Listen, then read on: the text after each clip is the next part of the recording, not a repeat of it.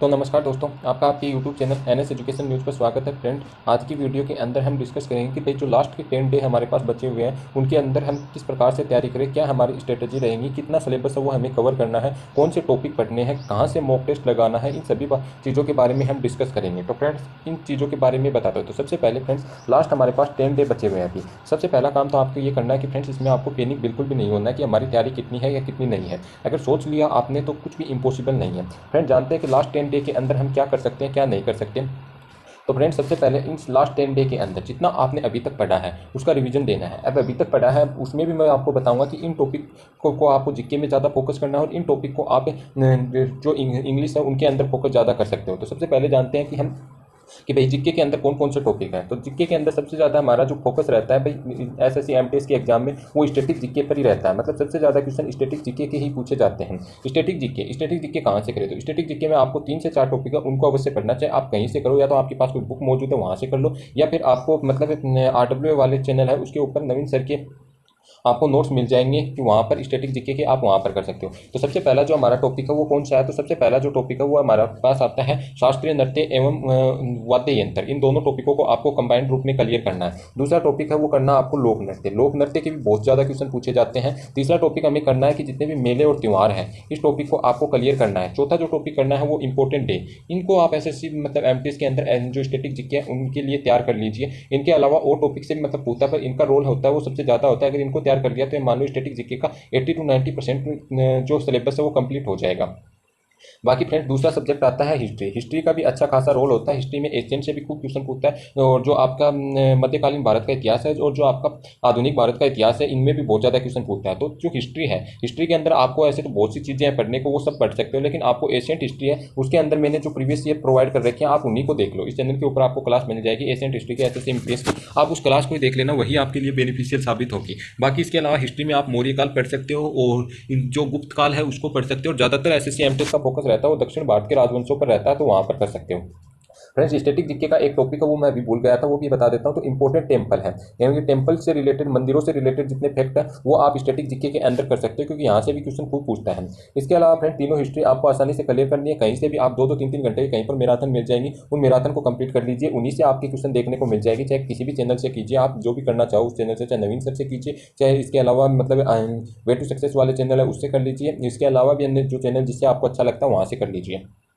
इसके अलावा जो फोकस रहता है वो रहता है ज्योग्राफी। ज्योग्राफी के अंदर इंडिया की जो भारत की स्थिति है विस्तार है वहाँ से ज़्यादा क्वेश्चन पूछता है। एक प्रमुख नदियाँ, जितनी भी नदियाँ होती हैं उनके अपवाद तंत्र, वहाँ से ज़्यादातर हमारी एमटीएस के एग्जाम में क्वेश्चन देखने को मिलते हैं। और एक जो क्वेश्चन देखने को मिलते हैं वो आपको कहाँ से मिलते हैं? तो दक्षिण भारत के अंदर ये जो तट रेखा होते हैं उसके किनारे पर जो बंदरगाह होते हैं उनसे रिलेटेड भी बहुत सारे आपको क्वेश्चन देखने को मिलता है। इसके अलावा थोड़ा पठारी बात को भी देख लेना, और थोड़ा सा जो भारतीय कृषि है उसके अंदर फसलों के बारे में, जैसे रबी खरीफ, इनके बारे में देख लेना। वहाँ से ही आपकी ज्योग्राफी के अंदर ज़्यादातर क्वेश्चन पूछता है।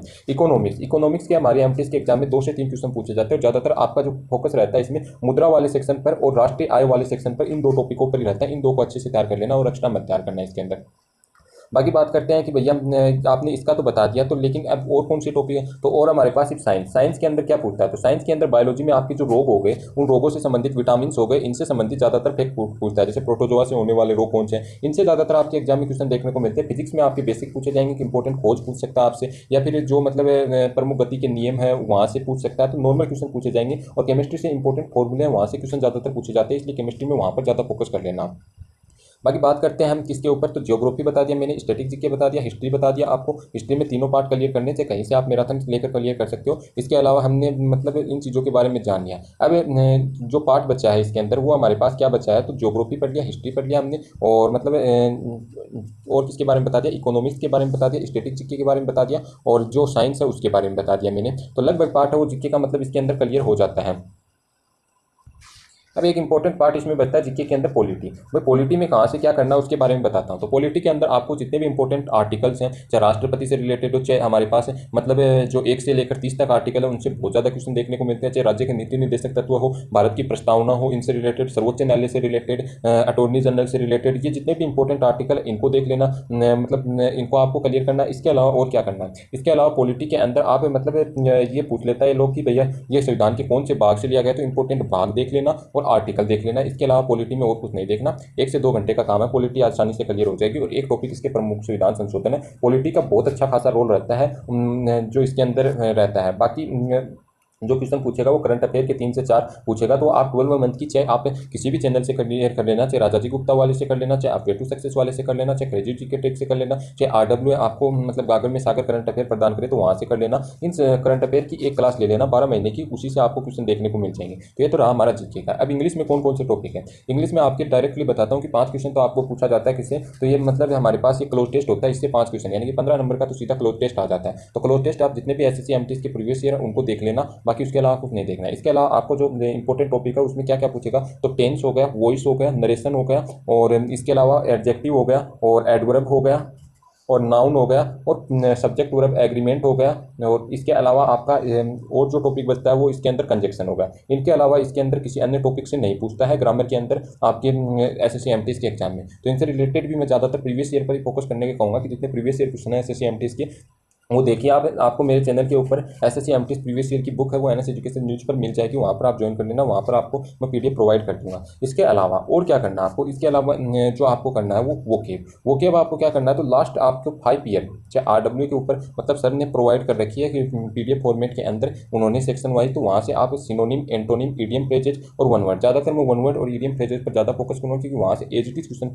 पढ़ते हैं SSC MT के प्रीवियस ईयर से, तो वो आप देख लेना, तो वहाँ से आपका अच्छा खासा रोल हो जाएगा। बाकी आपका जो सेफ स्कोर मेरे अकॉर्डिंग है, आप ये मानकर चलो कि 22 क्वेश्चन है वो जीके के अंदर लो, और 20 क्वेश्चन अगर आप उसके अंदर लेते हो तो 42 क्वेश्चन है वो आपका सेफ स्कोर है। अगर 42 से अगर 2 क्वेश्चन इसमें भी गलत हो जाते हैं तो 20 क्वेश्चन भी अगर हम लेते हैं तो 40 क्वेश्चन हमारे सेफ मार्क्स होंगे जो इस बार सिलेक्शन लेने के लिए चाहिए, क्योंकि 120 मार्क्स बनते हैं, बाकी 10 से 12 आपका नॉर्मलाइजेशन अच्छा खासा फैक्टर कर जाएगा, तो इससे आसानी से आप इसकी कट ऑफ क्लियर कर सकते हो।